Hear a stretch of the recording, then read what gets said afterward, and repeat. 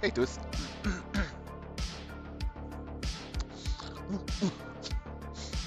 Wrapping up another oversized update to fine print. Because I got a few more months until the third book is done.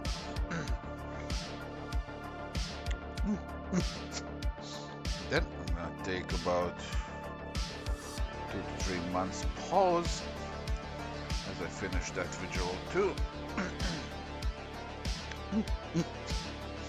Then back to the grindstone. Oh, thank you, kitty. Hey, me clip.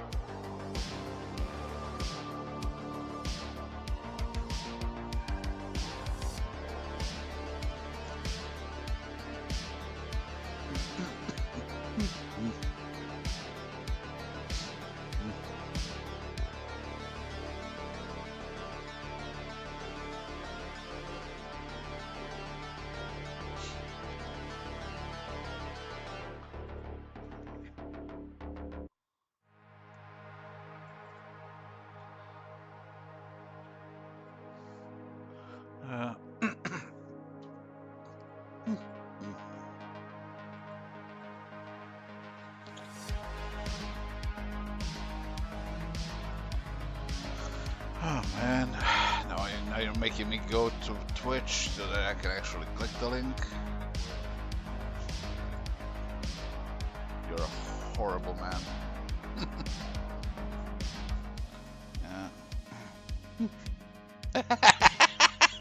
First one, Shage never disappoints. Second one, oh yes he does, I need him to do a second volume of Harleen. Fair. Absolutely fair.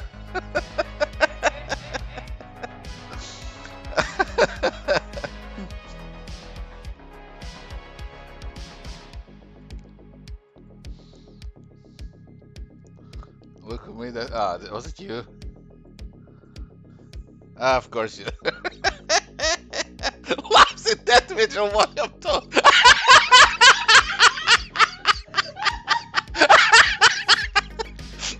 Oh man, I'm getting cooked here. I gotta go out of here. Fuck this. Oh man, the flames are rising. Holy shit.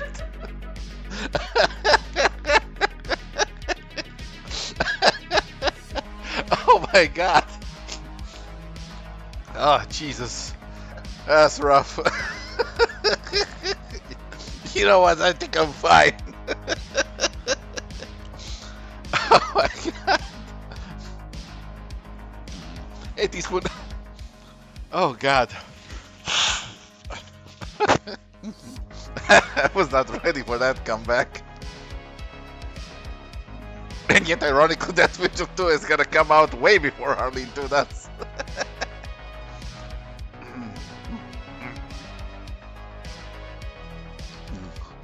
People are surprised the art wasn't more horny. For fuck's sakes, out of fucking literal dozens of books and projects that I've even either made myself or worked with other people on, 2 are horny. Just 2.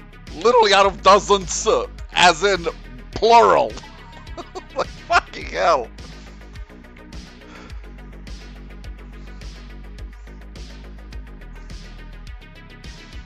Oh man.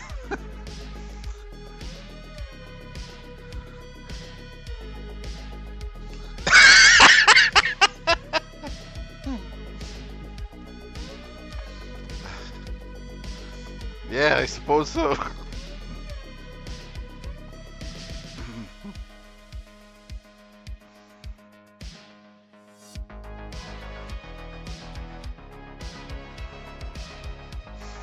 Ah man, well that was good.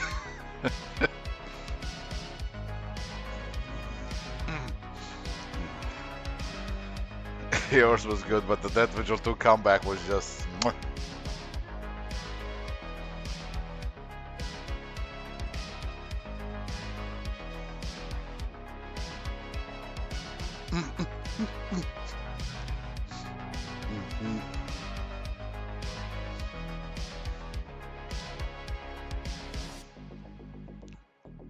Oh, listen, I don't mind or care. Like, it's just like at some point you're like, you know, I do other stuff, right? My books really fucking vary from all ages to a very specific age group, you know?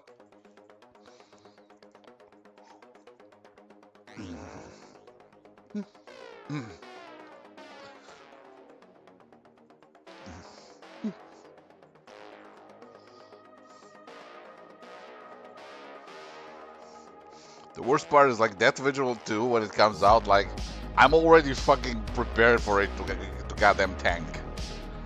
But on the upside, if it tanks, I'm done. I'm just gonna be like, alright, cool, I have my answer for that one, you know? And then after that, like, if it tanks, like, yeah, no thanks. We're done. Like, there will not be a 3.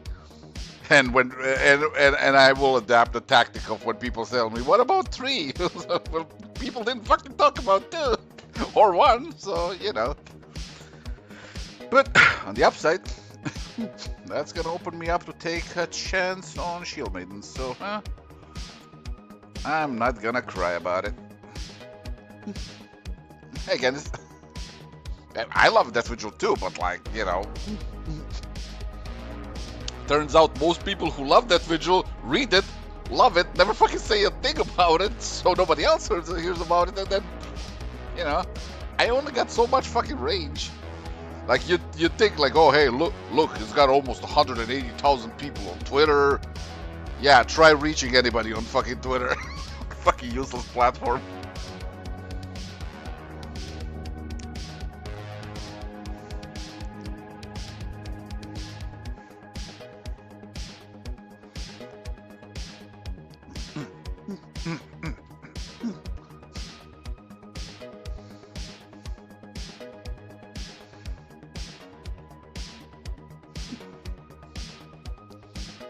Hey, Bitter.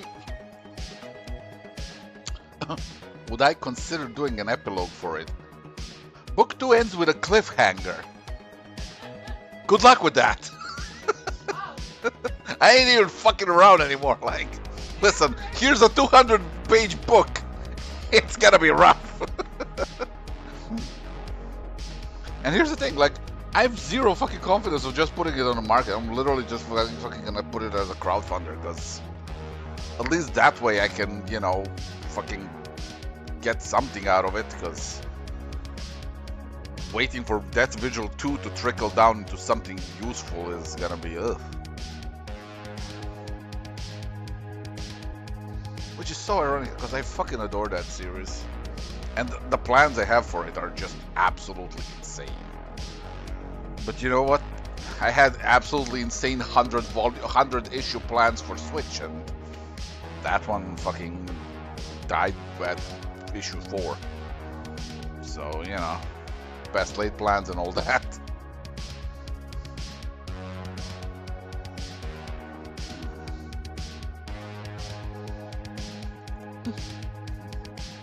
Thanks, Danny.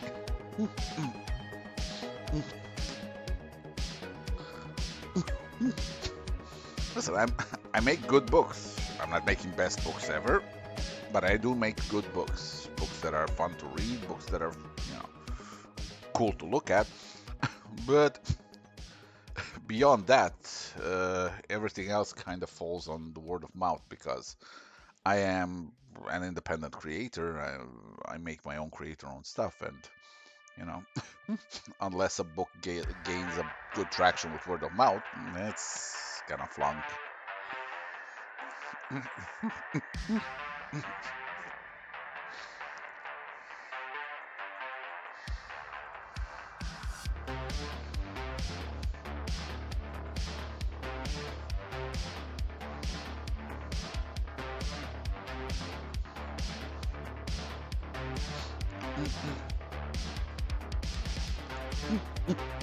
Yeah, well, the first one wasn't really much of a cliffhanger, because you had a finale to a thing. But the second one is basically the Empire Strikes Back sort of situation, or build-ups happen. And then the third one, the actual war begins, and fourth one and fifth one finish everything. Like it would be a 5-volume series, and it would be a fucking intense one. Like, no joke. What I have planned for Death Vigil is absolutely ludicrous. But you know, again,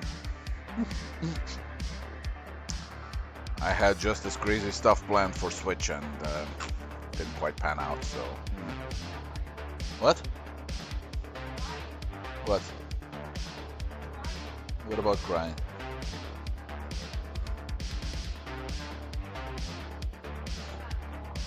I mean, yeah. That's how I sustain myself from the tears of my readers. Come on.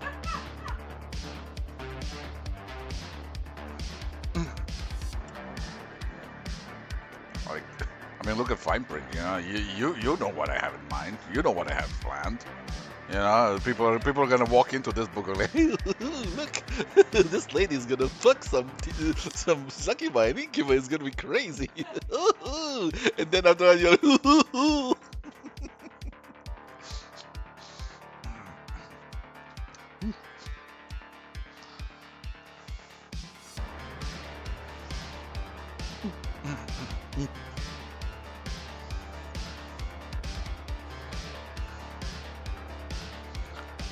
no, not Twitch, Switch. Switch was basically a Teen Witchblade series that I was working on. It's gonna be really fucking good.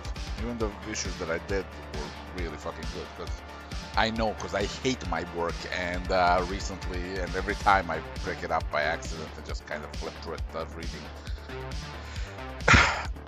I'm kind of, you know, stunned at just how good that book is. So, you know, and like that wasn't even fucking scratching the surface of the surface, like. So yeah, damn shame.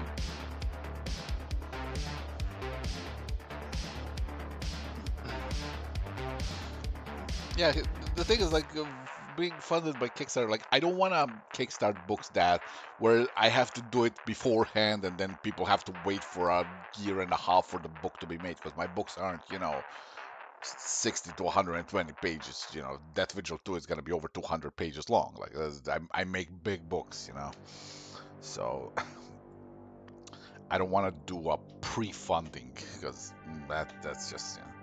And like, I'd like to say that it works funding it through Patreon, but I'm gonna be real with you. Every time it's not Sunstone or Fine Print, or, you know, like, hell, even Achilles Shield Maidens and the Queen and the Woodborn are doing well there.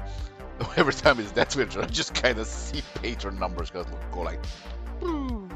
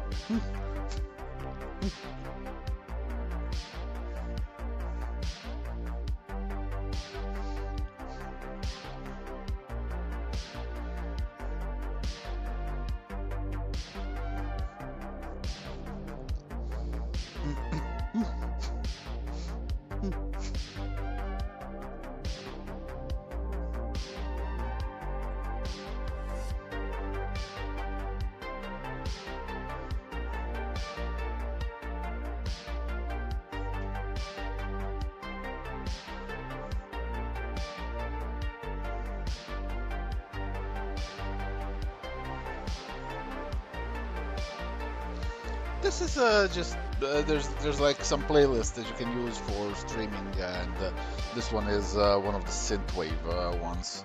There's a lot of them. I do like to listen to synthwave when I draw sometimes because like it's just kind of perfectly, undistracting.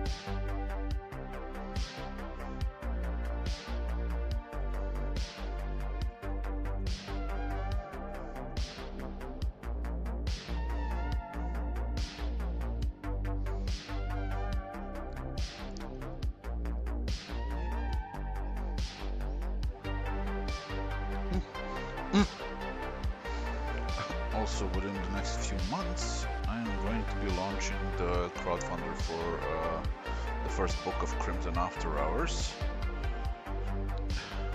It's gonna be Linda and me. We have a shared project that we both do. It's basically a sort of a funny, spicy thing where a bunch of characters from our books basically meet up at the Crimson BDSM Club within the Sunstone and Fine Print and Bloodstein and Underworld universe, because all of those books exist in a shared universe, oddly enough.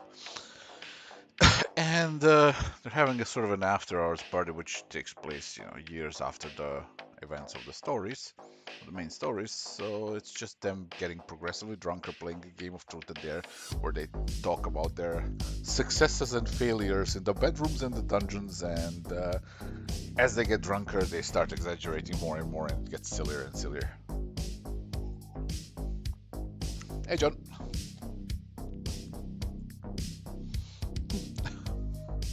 Yeah, this one of this whole genre of the synthwave is very kind of like cyberpunk appropriate.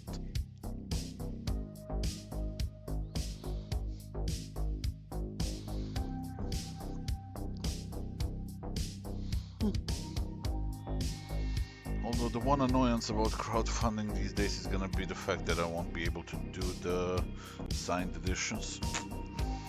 See, maybe I'll arrange some sort of like a what's it called, the dust jacket for the book that they can ship to me, and then we can sign them.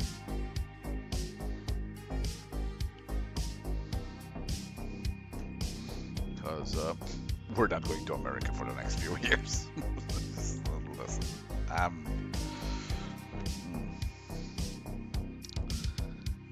it's gonna be a pass for me.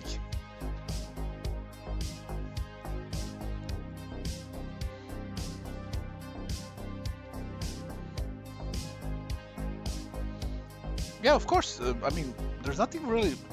So, I'm the first one to say that these things aren't original in concept. It's where they go from that point, is where, they find their own voice. Like most stories these days are a variation of something done before. So, it's what you do with it. And Fine Print. Yeah, trust me, after Fine Print is done, you're gonna be telling about other stories that remind you of Fine Print. That's how it goes, Fine Print is going to be something truly fucking spectacular. And I don't say that lightly, because, again, I'm one of those writers who's never a fan of his own work. As in, like, when I read my own work, all I see are mistakes and things I could do better because I've gotten better. Which is a frustrating existence, I'll have you know that. But, yeah, Fine Print, I'm extremely confident in.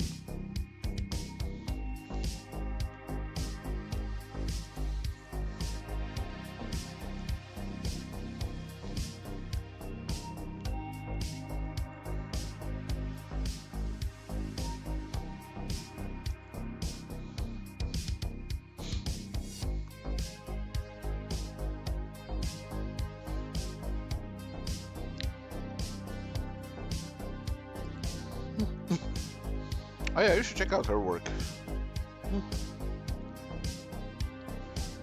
She's got two books. One of them is Bloodstein, which is a sort of a workplace comedy slash slice of life. It's very good. And the other one is Pondrel, which is a story about Hades and Persephone and how they end up together. But it has its own twists where, you know, a lot of what we do in our stories with the divine stuff is we tend to clarify one thing through the course of the story. And there is, you know, there is what humans think happened and what, you know, our stories of the gods say happened, and then there's what really happened. And quite often the things don't quite align. You know, there's a hefty bit of interpretation, and this is where creative freedoms kick in, and we get to do some really fucking cool shit.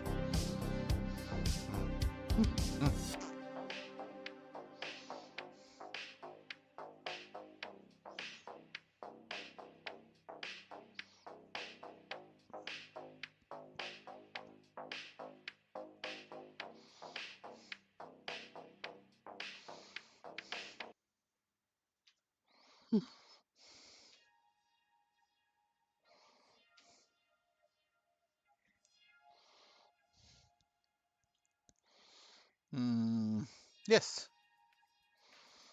Yes, they too are attending the Grand Bacchanalia. Well, yeah.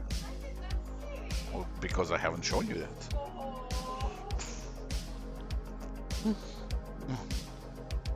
Look at her, she's all dressed up. She put some bling on her horn. She's here to party, okay? She's here to drink and dance and party like it's the old days.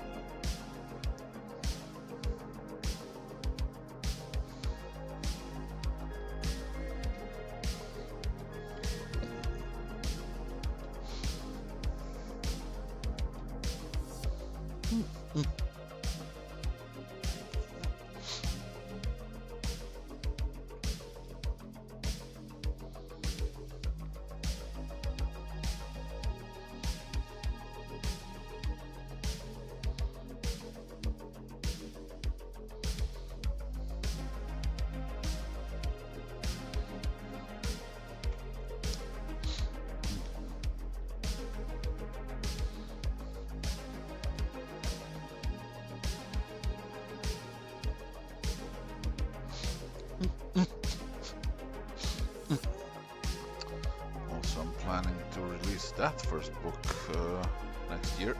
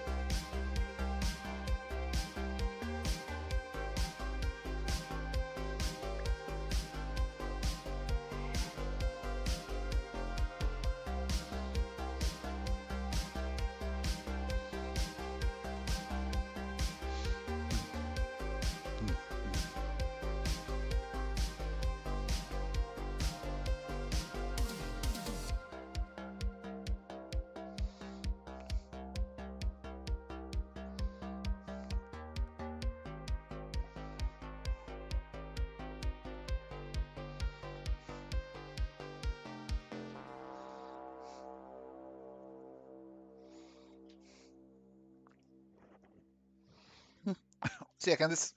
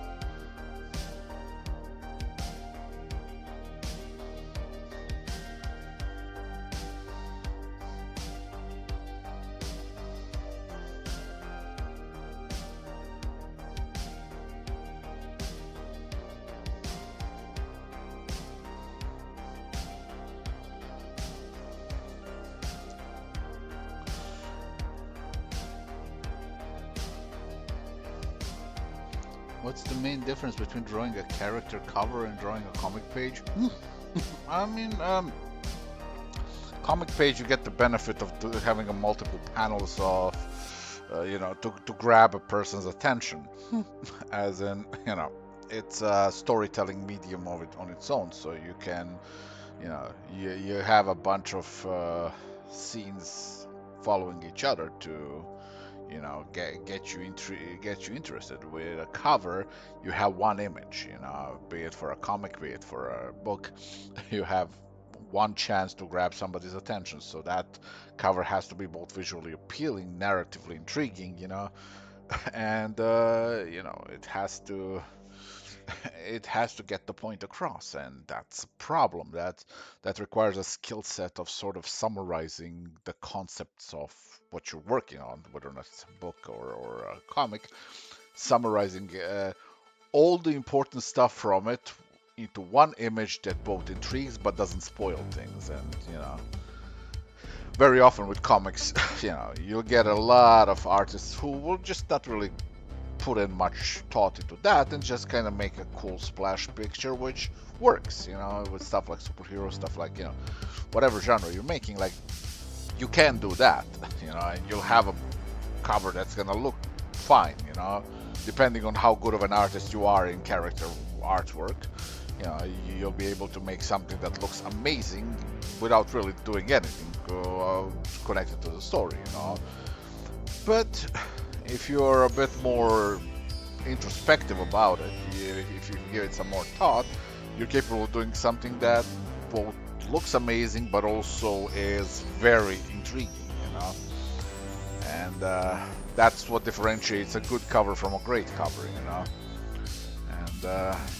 that's your difference between inside work and outside work. Plus, there is the other aspect of it where cover work is generally more considered to be just an illustration instead of just full-on storytelling.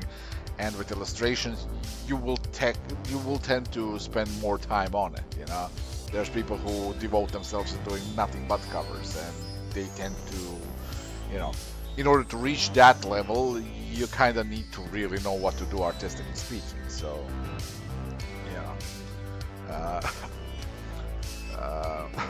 like, what I mean by that is, like, you need to up your rendering game, up your composition game, up pretty much everything in order to be able to create stuff that's, immediately iconic and gets you hooked within one image.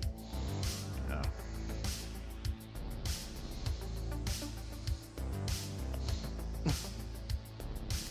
Oh yeah, Vane is gonna fucking, oh man.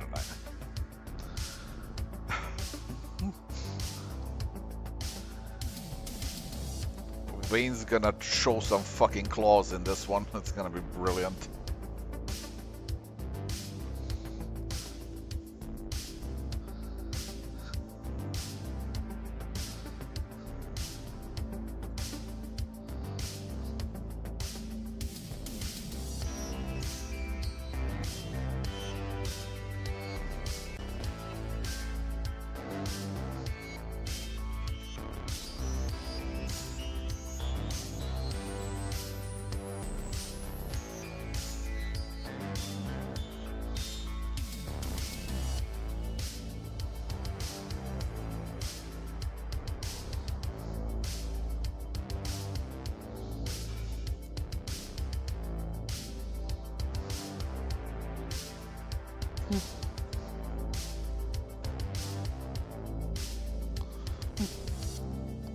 And going back to the difference also between,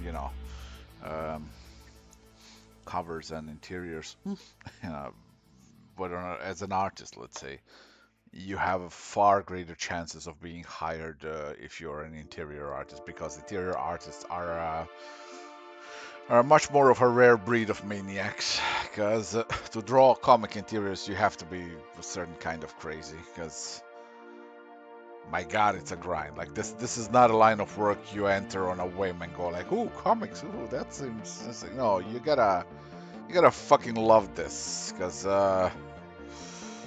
believe you me, it's nice to draw a few splashes, but then then comes the connective tissue between them, and you have to draw characters in an office for 10 pages talking sometimes, or in a hospital, and you just want to claw out your eyes. It's great.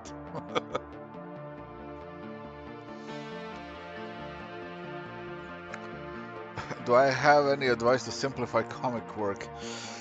I really am the wrong person to ask. I've over time overcomplicated my methods to a stupid degree. It's one of those things like how do you tell when a piece is done? You know what I mean? It's like there is a difference between calling something good enough to be a professional work and calling something good enough to satisfy your own ego. Because, you know, us artists, we're egotistical beasts. You know, you see a thing and you're working on it, and it's like, you know you can do better.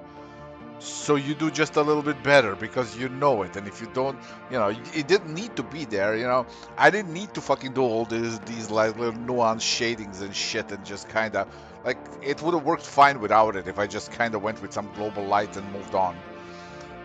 And like, after I'm done with all these shadows, I'm still gonna fucking do a highlight layer. I don't need it, but ego is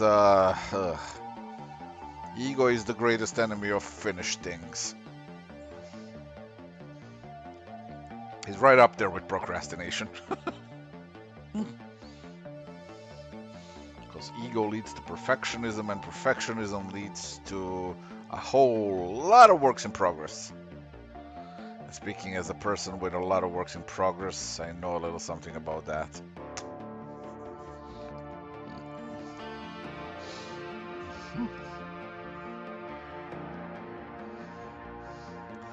Now, the best way to practice how can you keep your work under control is you time yourself. You time a page. You give yourself a certain amount of hours to start and finish a page. And in order to gain control over that, of course, you have to start with simpler forms and then add details equally all over the page so that it, you know, fills in properly, you know. But that I don't mean like every panel has to have the exact same amount of details. Sometimes you're gonna have panels with no background. Sometimes you're gonna have, you know, backgrounds with no characters. It's a balancing act, but timing yourself is going to do wonders for that. It's going to help you control yourself. Because at the end of the day, as a comic artist, you're not hired to do your best, prettiest pictures. You're hired to tell a story within a time frame, you know. You have a deadline, you have to honor it, you have to make a thing if you want to get hired again. And the best way to go about that is to understand your own speed and what kind of quality you can achieve during a time limit. So let's say, you know, you give yourself, oh, thank you. Let's say you give yourself like 5 hours to make a comic page, right? Like just you know, pencils and inks. Okay, what kind of what degree of detail can you pull off of that? Well, then you start off with something where you do a simple outline of all the panels. You draw in the characters. Okay, you've drawn in the characters in a clean way where you didn't over detail everything yet. Okay, cool. Now set up backgrounds. Okay, you've set up backgrounds in a degree where they're not overly detailed. Cool. How much more time do you have left? Okay, 2 more hours. Within those 2 more hours, you're gonna start filling in details. You're gonna create detail focal points. You're gonna start, you know, refining things, and then see where you can go within 5 hours. And then you have to understand that you have to do that day after day.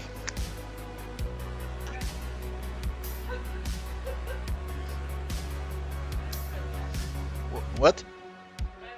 Forever and ever.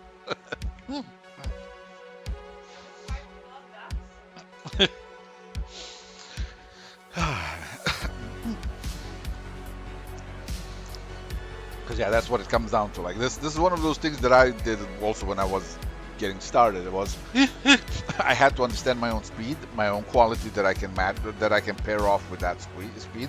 Because like I said, I can always do better. I can always do fancier and more perfect.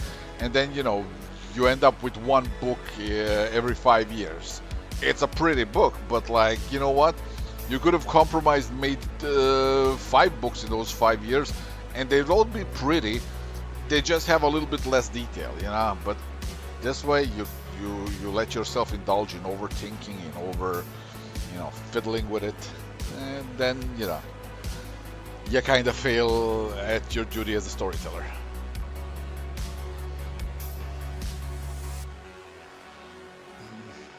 Hey, Zadie.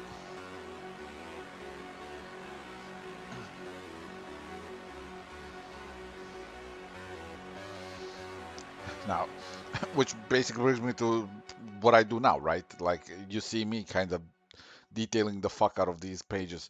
That's because I can. That's because over the course of time, I have reached a balance of speed and quality where I can produce this. I produce at this point about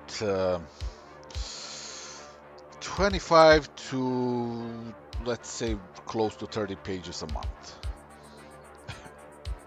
I could produce more if I reduce my quality, but at this pace, I'm capable of creating books at a steady pace while maintaining my own specific level of quality.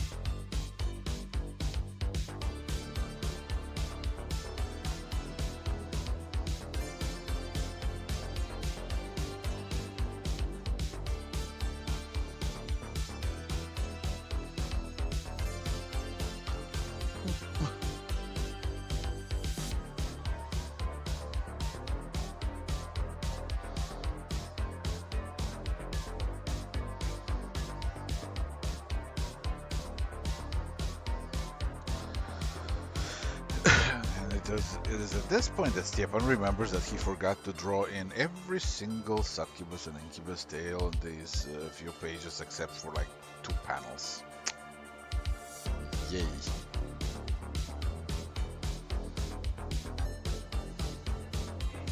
What?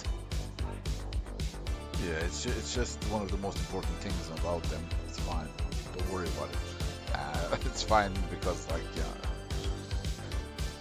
I still have to do the final pass once everything is done. But also, I'm going to hate myself during these next few months. Grand Bacchanalia is a very crowded event. I did this. This is completely self-inflicted.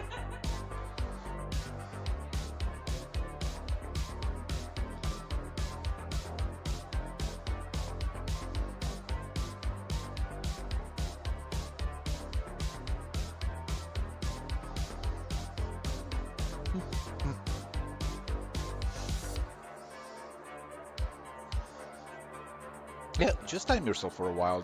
Do some time exercises. Get a good grasp on what kind of quality you can achieve during what kind of time. That's also going to help you very much when later on picking up gigs and jobs for making comics, where you'll be able to very confidently say, hey, I can make this much or this many pages during this time frame, and you will be able to stand by it, because I've seen people like what was this, a few years ago? I had somebody ask me like can you look at my work and tell me if I'm ready for comics? I'm like, oh yeah, really detailed, really good. I'm like, okay, how many pages can you create a day? And they're like, a day?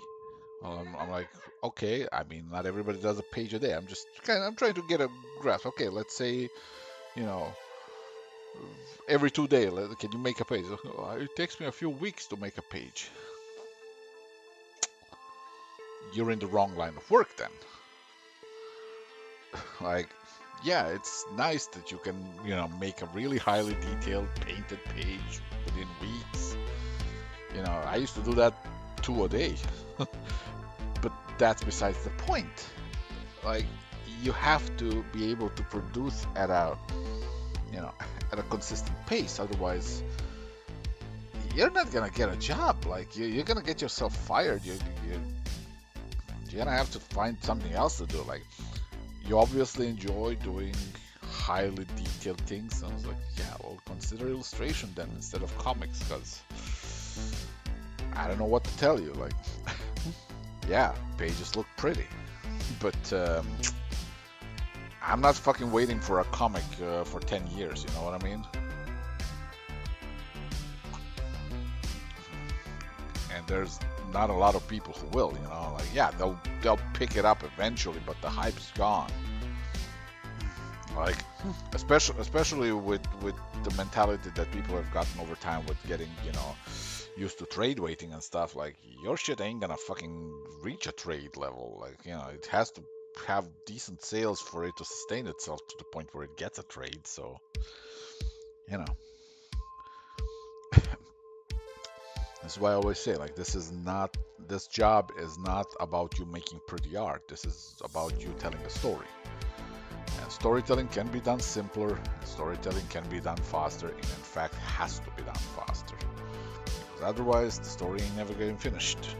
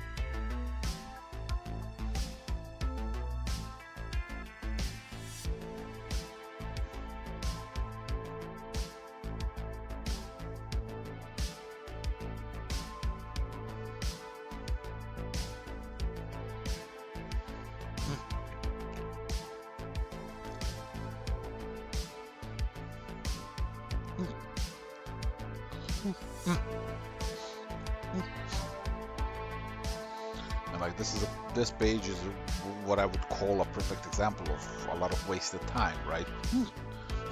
But again, this is where experience in doing this stuff kicks in, because I know that not every page has this many characters in these kinds of outfits, whereas, like, you know, they benefit greatly from having a bit of a, you know, highlight to them and everything like that.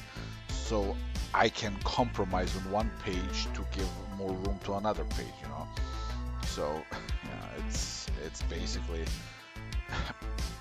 it's all at any given point a balancing act.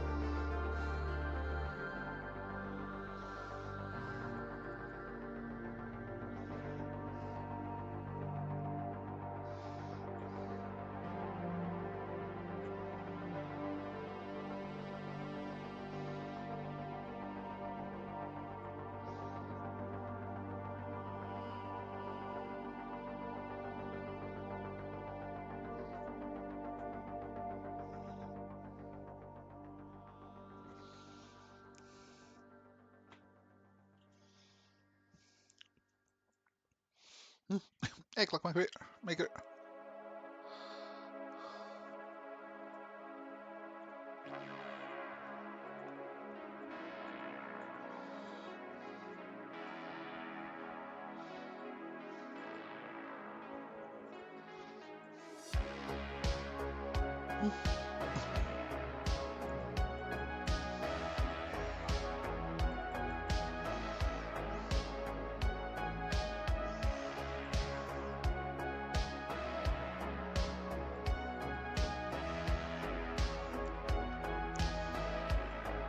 Oh, trust me, it wasn't easy for me either for at first, but you do it over and over and over and over again, and it gets easier.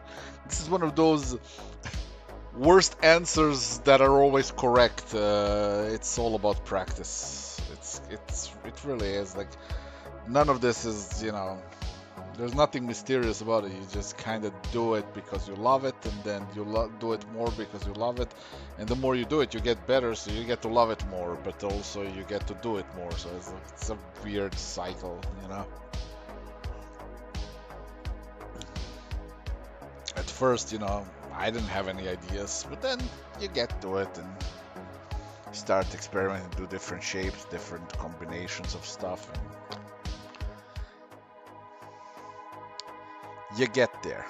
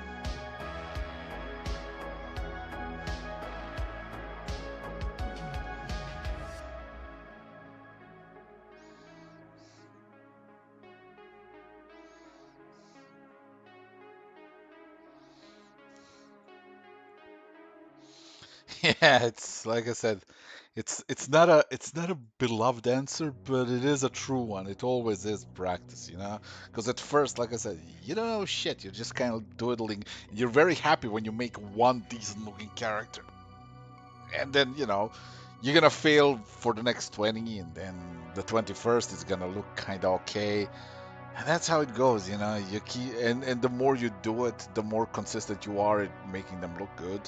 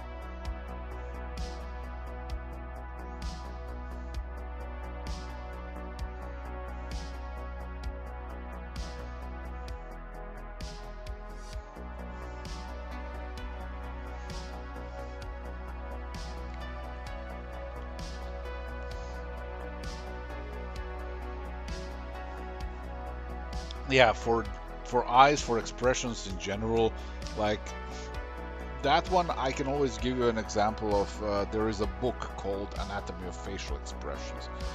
That book did more for me than anything else, just because what it does is it shows you a facial expression, then it shows you the anatomical, like, elements of it, like what makes it tick, why. You see things happen on a face during a smile, during a frown, you know, or every single facial expression. Like, you see the outer shapes, but you don't fully appreciate it until you understand what makes those shapes look like that. That book did that for me, and then after that, like, it was a whole different universe. Like, it all clicked in such a better way.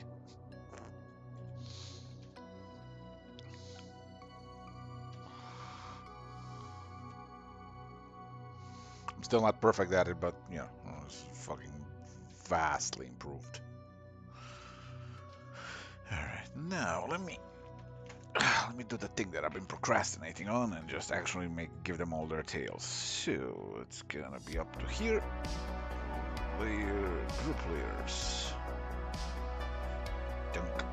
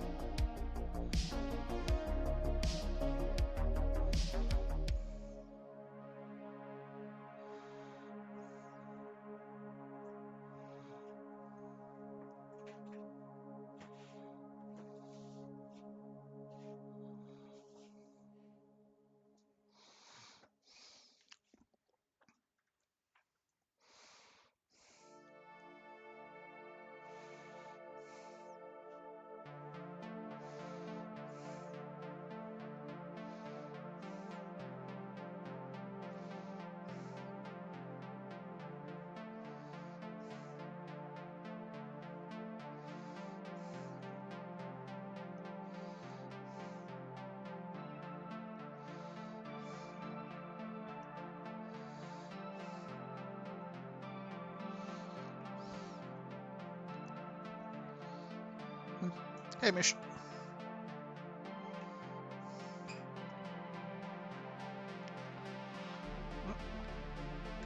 Just a second, small break. Oh.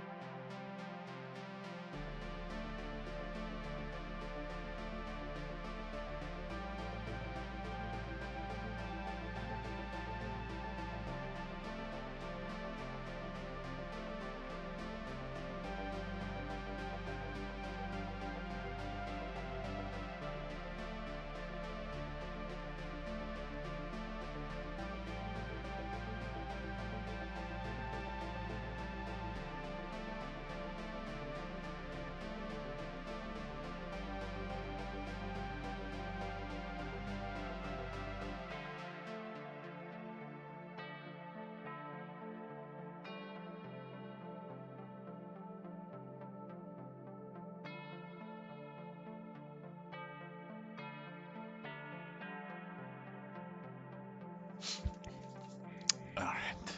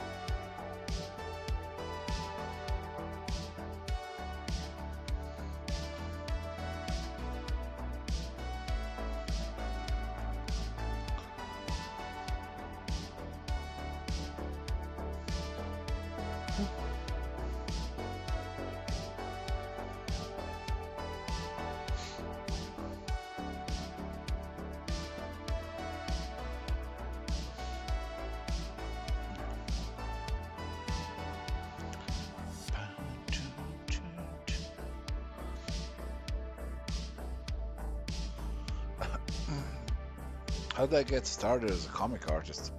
Well, I didn't always plan on being a comic artist. My first dream was to become a paleontologist. And then gave up on that when I got into uh, basically movie style prop and costume making, and I used to be obsessed about working in Hollywood for like Stan Winston Studio making movie monsters, right? Then as I kept doing that, I also started reading comics, started making comics, and you know, one thing led to another, really. I was always kind of a jack of all trades, interested in a lot of stuff. But then after a while, I kind of focused on comics. However, all those things helped me, you know, one thing helped advance the other, so it was a nice thing. Hey, you were seeing more of the guy? Yeah, Asmodeus. He is one of the high cast.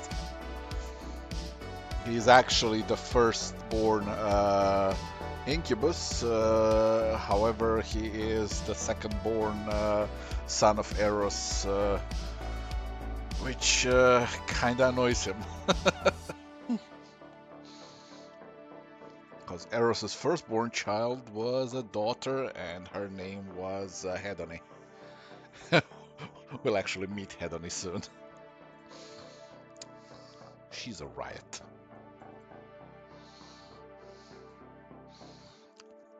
Because Hedone is an actual child of Eros, where the Cupids and the Cubi were basically products of his death.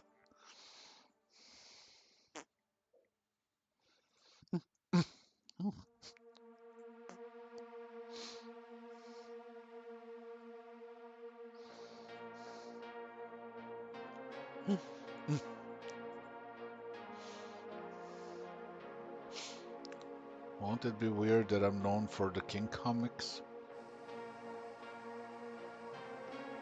I have two of my comics that one of them is technically Kink, about Kink, and the other one is just a mature comic about gods. I am known for many things.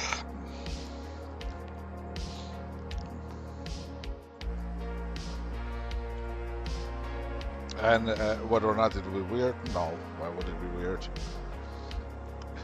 It'd be weird if I was known for bad Kink comics, then yeah, that kind of sucks. However, the comics I do are highly critically acclaimed, nominated for multiple awards, and I'm pretty proud to say one of them is an Easter egg in Elder Scrolls Online, which is just always just the most hilarious fucking thing ever.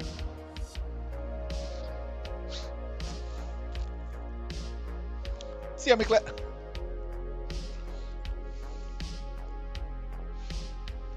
Sounds like Lisa the painful soundtrack. You mean Lisa the game? No, but this is what I'm listening right now is what's it called? It's just kind of like a synthwave mix for streaming. I'm gonna break my arm patting myself on the back so hard. You underestimate the flexibility and reach of my arm. My arm is a Turian arm. Yeah, alright.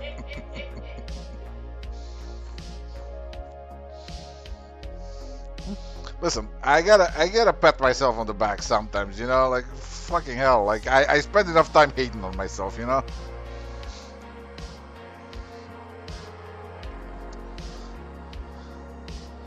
Every now and then it's good to remind oneself that you've actually made something worthwhile. Fucking Sunstone lost to Batman. Unbelievable.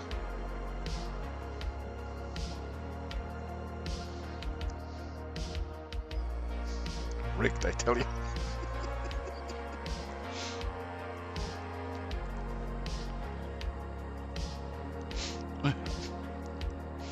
Oh yeah, it is important. Like there's a few more characters that still need to be properly introduced, but like it's a 9-volume series.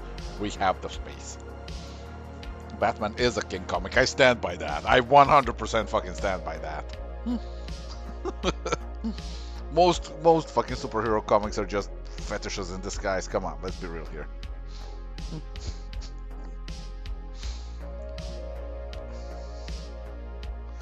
But make that joke once. Ooh.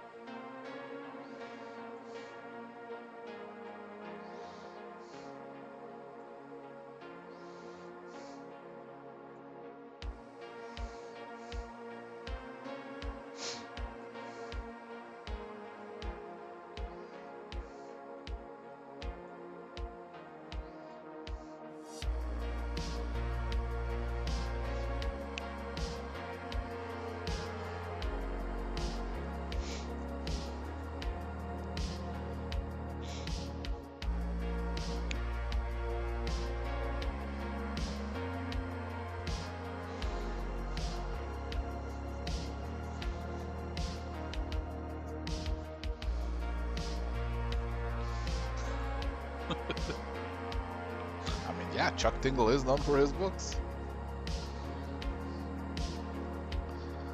The man had a vision, and he followed that vision. You know what? Good for him. He found a niche.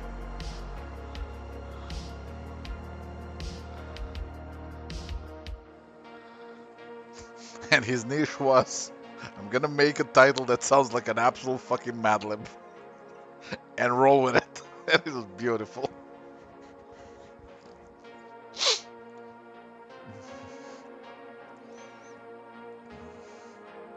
Yeah, it takes a bit of adjusting because your natural instincts tell you it's like, oh, I have to go into the details of this panel immediately, and this.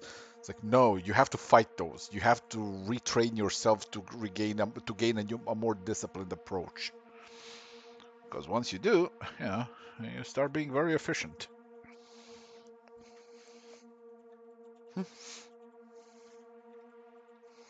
Like it's if you saw what I just did with this page here, where I used a more disciplined approach as compared to the one before, where I just went one layer and just did the main cast shadow on everything, and now on the second layer I'm just gonna do some slight rendering, and third layer is going to be some ambient occlusion, and fourth layer soft light for uh, sheen on places, and that's it.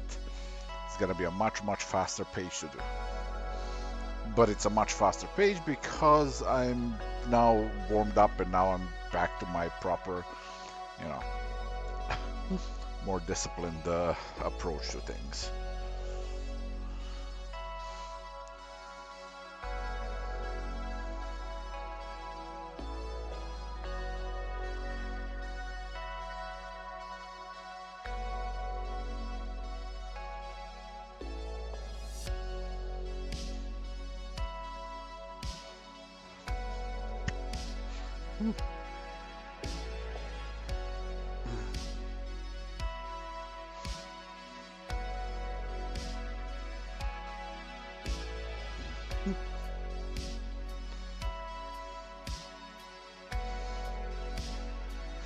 Yeah, my favorite thing is when people get real fucking pissy about, you know, somebody pointing out that fucking superheroes are fetish fuel.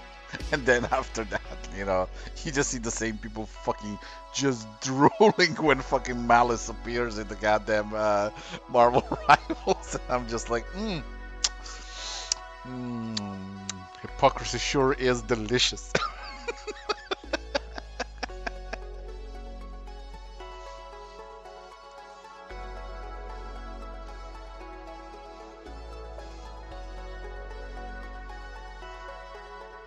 Hey, Midnon Jeff. I almost said Midnight Jeff.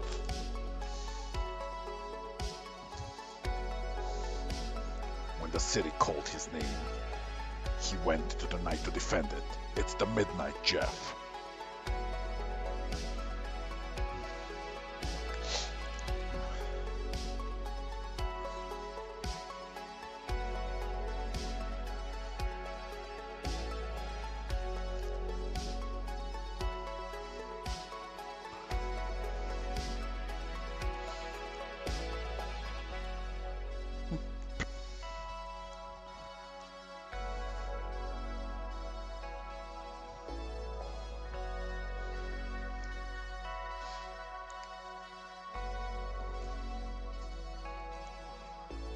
I could make a badass outfit for anybody, but the thing is, like, yeah, I'm not really interested. Like, I've played around with video game work, you know, but it's really not for me. You know, I'm way too egotistical to work on video games. In video games, you're a no-name cog in a machine. In comics, you're a celebrity. In comics, everybody knows your name, yet ironically, nobody can pronounce it. Fuck me.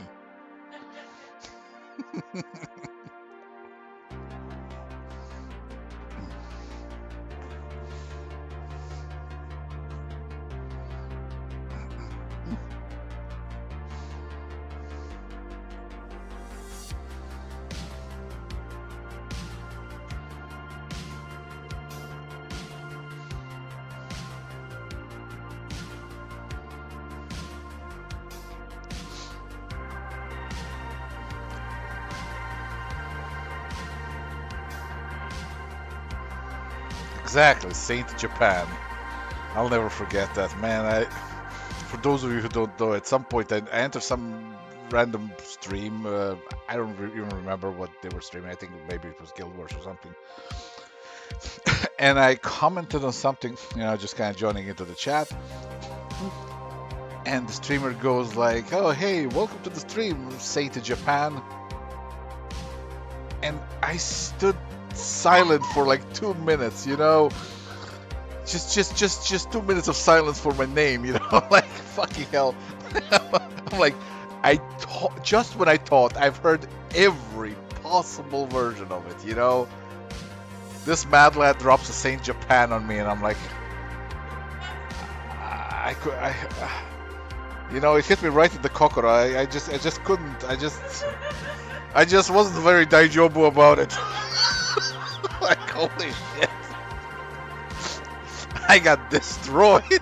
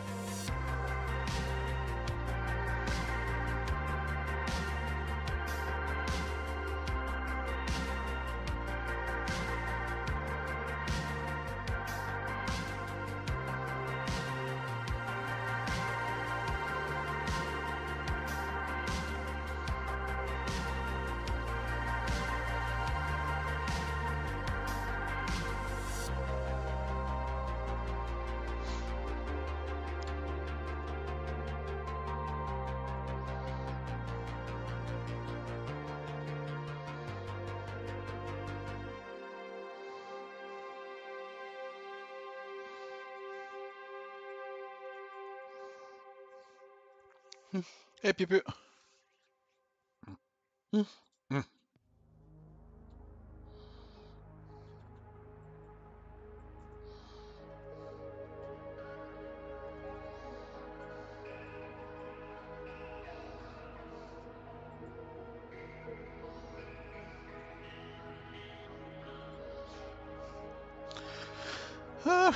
I'm doing all right.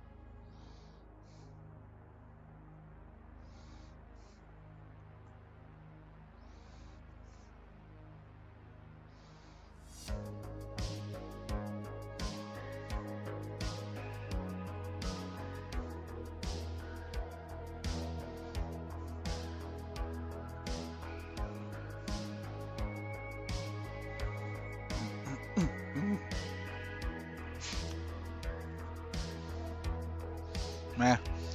If freaking Clip Studio would learn to understand what a fucking TIFF file is, I'd be working in Clip Studio because it's a better program. But it's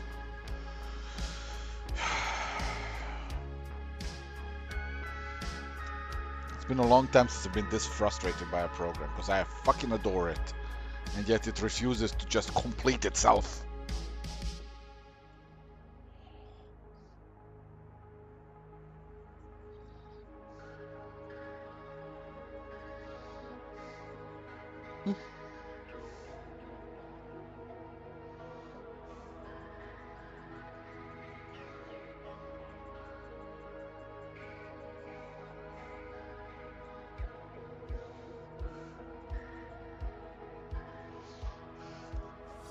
Why TIFF though? Because it's one of the big industry standards for comics.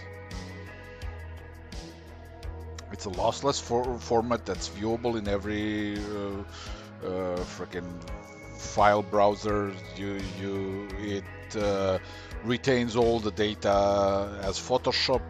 It's just the best. I already did. Have I ever been interested in working for D&D, for example? Not really.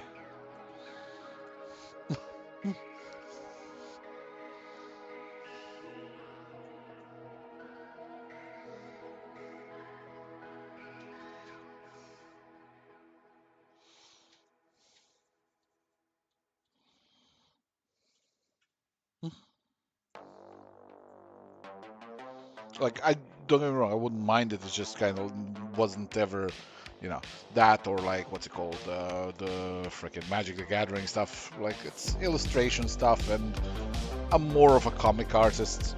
Like, I like illustration fine, but yeah, my true love is elsewhere.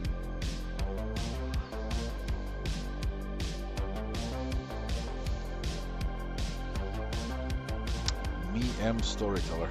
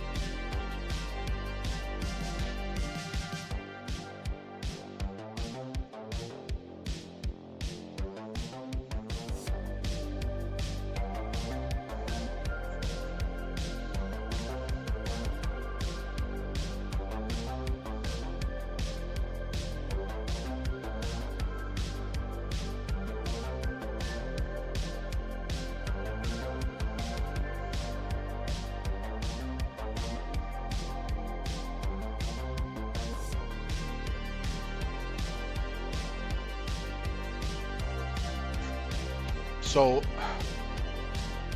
when you export files in TIFF with Clip Studio flattens them and doesn't retain letters as an editable format. Clip Studio flat out doesn't know how to fucking handle the file.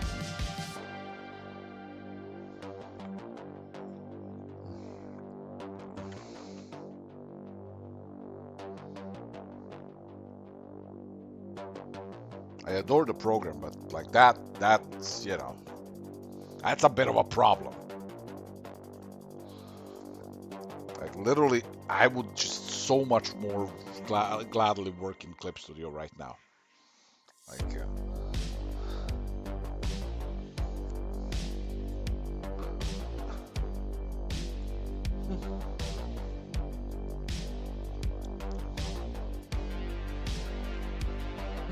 like at this point, I basically only use it to make my illustrations in it, because you know, everything else is just.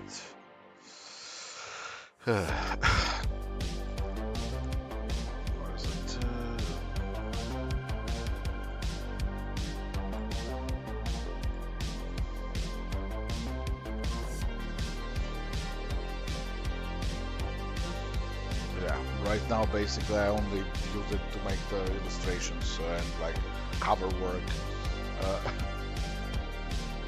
but everything else just.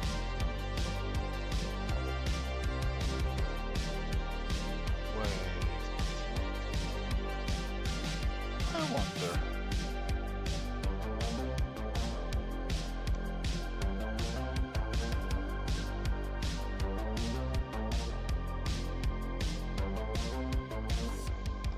Did I? Oh, please tell me I did. Please tell me I did. Please tell me I did. File. Time lapse. Motherfucker. That would have been so cool. Eh. Nothing. I forgot to turn on freaking time lapse. Yeah. That sucks.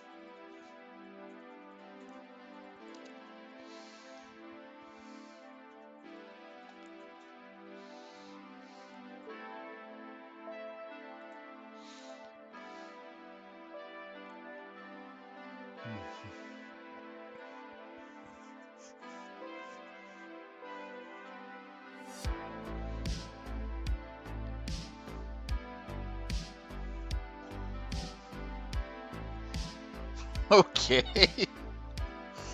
What happened, dude?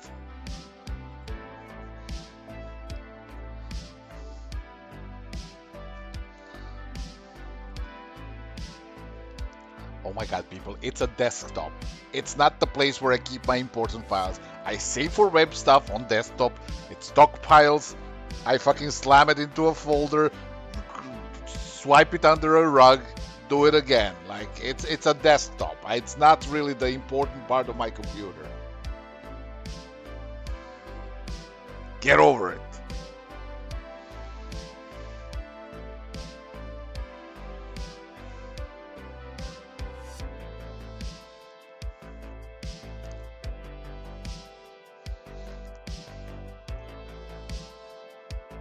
No, that's not my workspace.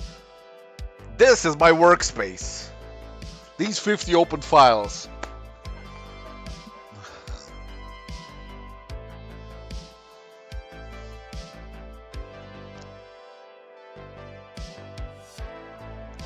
Ah, you're playing Marvel Rivals and having a moment there. I get you. Yeah, my desktop is an abomination. It's literally like, hey, here's a. It's like one of those boards you pin stuff on, you know? Like when I don't need it anymore, I remove it. It's a desktop. I don't use that to work on. Like I have my fucking shortcuts for my programs. I keep my actual files on a completely separated hard drive. Like that desktop is literally pointless. I just use it to save stuff for web so that I can pull them quickly on a website. That's all.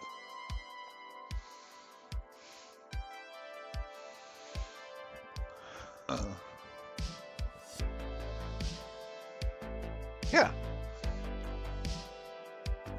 like every now and then, I'll basically just do a thing where I just pick up all those files, draw them into a fucking JPEG folder, and just leave it there. And then if I need them again, I'll find them in that file. I know where literally everything is on that desktop.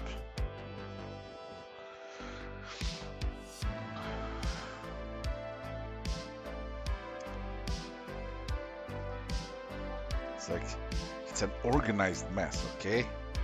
Don't touch it, I know where everything is.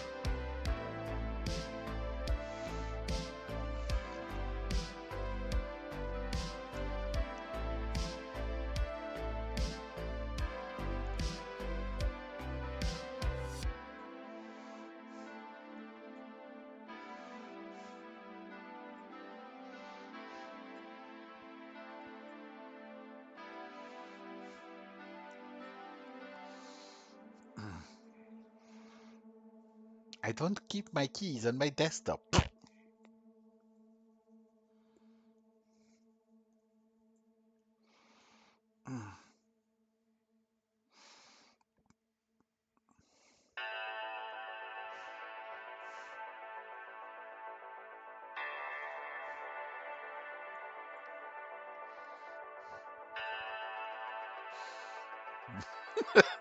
That's like saying, boy, this crack cocaine really got me off the regular cocaine.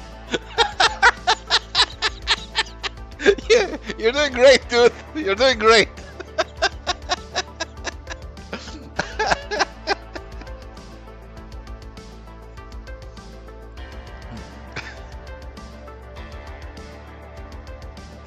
Man got off his horse and got on an elephant.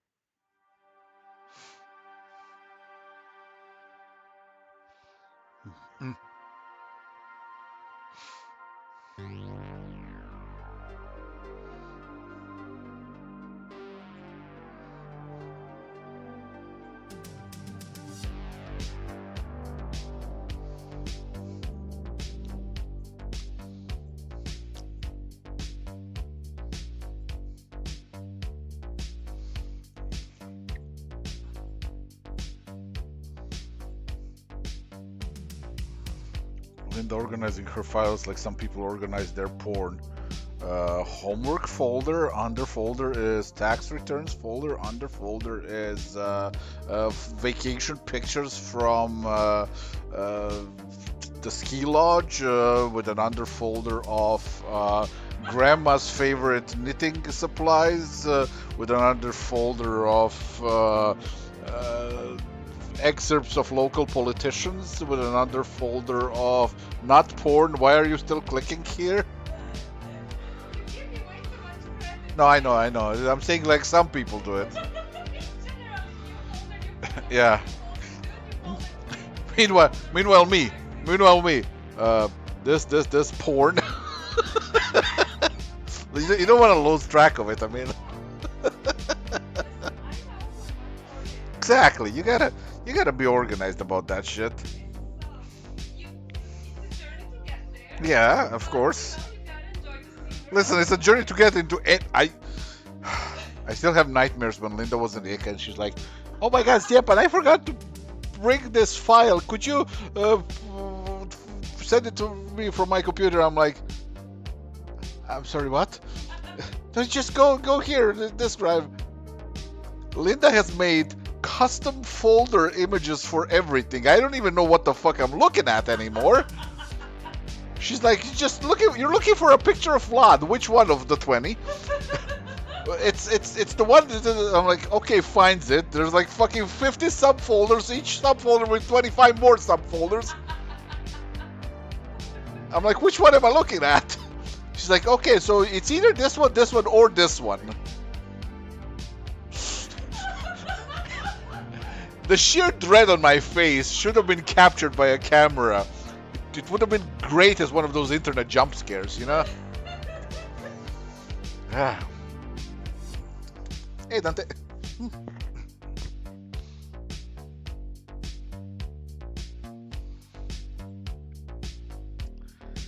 When she got home, I was like, never do this to me again. Thank God you're home. I've been dreaming of endless corridors with endless doors. I don't know why.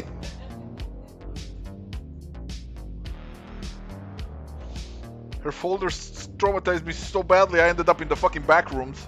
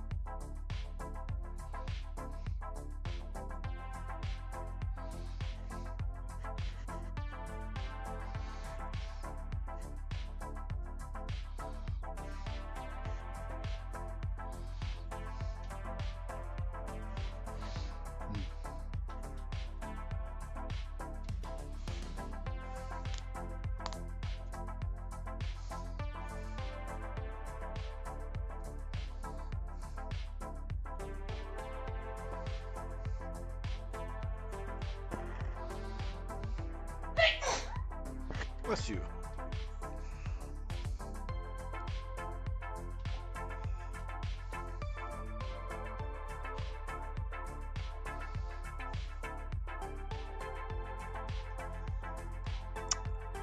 Just like Dr. Kamikaze said.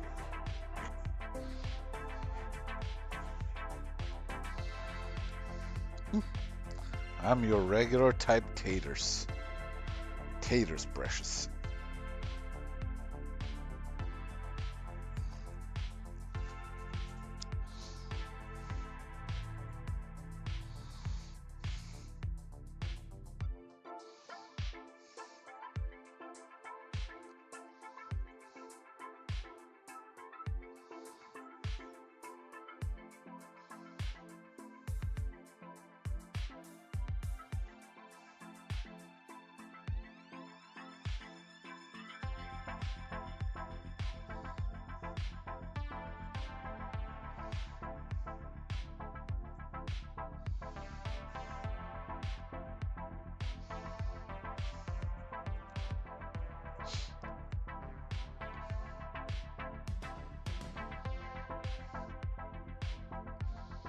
Scalloped potato. What's a scalloped potato? Please sell me on a scalloped potato. I need to know.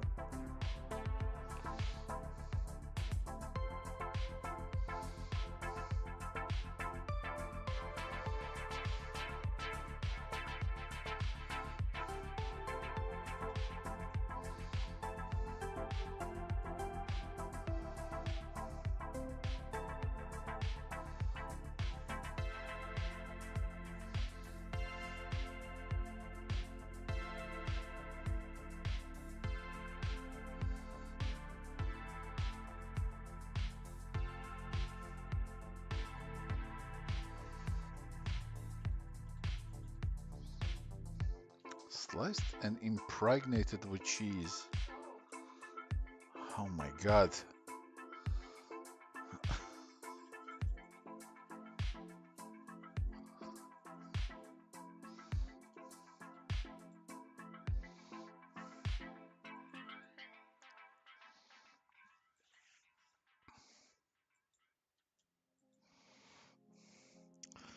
Best avoid that. I don't need more cheese in my life.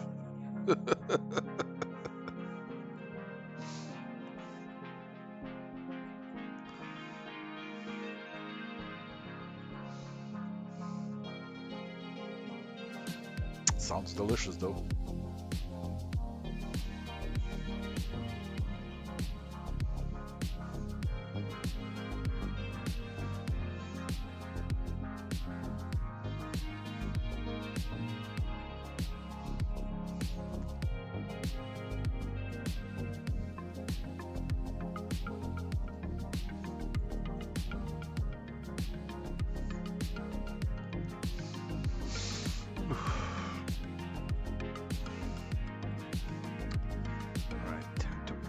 Take a break because I got a bit of a back problem right now. Had a weird sleep last night and I'm paying for it. Oof. So, thank you everybody for being here.